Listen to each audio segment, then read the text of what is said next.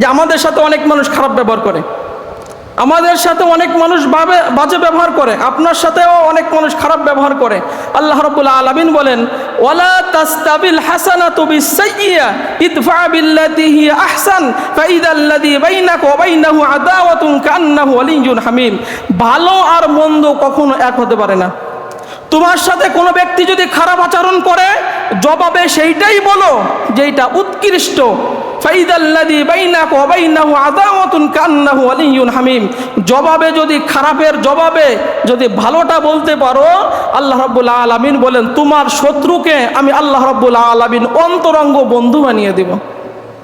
সুবহানাল্লাহ, সুবহানাল্লাহ। আমাদের সাথে যারা খারাপ ব্যবহার করে, আমরা ইমাম, অনেকে আমাদের সাথে খারাপ ব্যবহার করে, কিন্তু আমরা শুধু কোরআনের দিকে তাকাইয়া পাল্টা জবাব দিই না, ভালো ব্যবহার করি, ক্ষমা পাওয়ার আশায়, জান্নাত পাওয়ার আশায়। আল্লাহ রাব্বুল আলামিন বলেন ওই শত্রুদেরকে তোমার বন্ধু বানিয়ে দেব। আর কিয়ামতের ময়দানে প্রতিদান তো আছেই। এই জন্য আপনার সাথে খারাপ ব্যবহার মানুষ করছে, আপনি জবাবে যেইটা ভালো সেইটা আপনি করেন। মানুষের সাথে সুন্দর কথা বলেন, আপনার কথার দ্বারা একজন মানুষ যেন আঘাতপ্রাপ্ত না হয়, কষ্ট না হয়, মরার সময় আপনার জন্য যেন বদদোয়া না করে।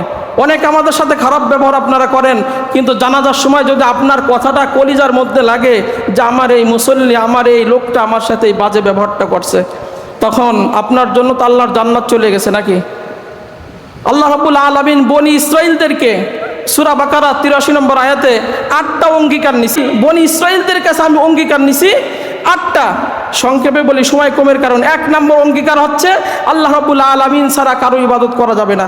পিতা মাতার সাথে ভালো আচরণ করতে হবে, তোমার আত্মীয় স্বজনের সাথে ভালো আচরণ করতে হবে, ইয়েতিমদের সাথে ভালো আচরণ করতে হবে, মিসকিনদের সাথে ভালো আচরণ করতে হবে, ওয়াকুলু লিন-নাস, মানুষের সাথে ভালো আচরণ করতে হবে। বনি ইসরাইলদের কাছে আল্লাহ ওয়াদা নিচ্ছেন, নামাজ পড়তে হবে, যাকাত দিতে হবে, এই ৮টা ওয়াদা দিচ্ছেন। তার মধ্যে একটা হচ্ছে ওয়াকুলু লিন-নাস, মানুষের সাথে ভালো ব্যবহার তোমার করতে হবে। ভালো ব্যবহার করলে কি পাবেন? আল্লাহ রাসূল সাল্লাল্লাহু আলাইহি সাল্লাম বলেন, কোনো ব্যক্তি যদি মানুষের সাথে ভালো আচরণ করে মারা যায়, মরার সময় তার জবানে জারি হবে লা ইলাহা ইল্লাল্লাহ। আপনি যদি চান যে মরণের সময় আমার জবানে অজান্তেই জারি হবে লা ইলাহা ইল্লাল্লাহ, তাহলে আজকে থেকে আপনি ওয়াদা করেন যে আমি কোনো মানুষের সাথে কখনো খারাপ ব্যবহার করব।